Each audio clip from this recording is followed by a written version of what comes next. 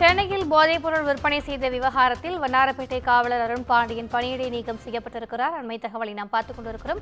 கூடுதல் விவரங்களை எமது செய்தியாளர் சுப்பிரமணியன் வழங்க கேட்கலாம். வணக்கம் சுப்பிரமணியன், போலீசாரினுடைய இந்த நடவடிக்கை குறித்தான கூடுதல் விவரங்கள். சென்னை எழும்பூரில் மெத்தபெட்டமைன் போதைப் பொருளோடு 2 பேர் கைது செய்யப்பட்டார்கள். பெண் உள்பட 2 பேர் கைது செய்யப்பட்டார்கள். அதில் பாலசுப்ரமணியன், கைதான பாலசுப்ரமணியன் என்பவரிடம் நடத்தப்பட்ட விசாரணையில் இந்த போதைப் பொருளை விற்பனை செய்தது வண்ணாரப்பேட்டை காவலர் அருண் பாண்டியன் என்பது வாக்குமூலத்தின் அடிப்படையில் தெரிய வந்தது. அதன் அடிப்படையில் அருண் பாண்டியனை பிடித்து விசாரணை என்பது மேற்கொள்ளப்பட்டு வருகிறது. இந்த வழக்கில் அவருக்கு தொடர்பு இருப்பது உறுதி செய்யப்பட்ட காரணத்தினால் அவர் கைது செய்யப்பட்டிருக்கிறார். ஆனால் இதுவரை அவர் நீதிமன்ற காவலுக்கு உட்படுத்தப்படவில்லை. விசாரணை என்பது மேற்கொள்ளப்பட்டு வருகிறது. குறிப்பாக ஜனவரி மாதம் வண்ணாரப்பேட்டை பகுதியில் மெத்தபெட்டமைன் போதைப் பொருள் என்பது பறிமுதல் செய்யப்படுகிறது.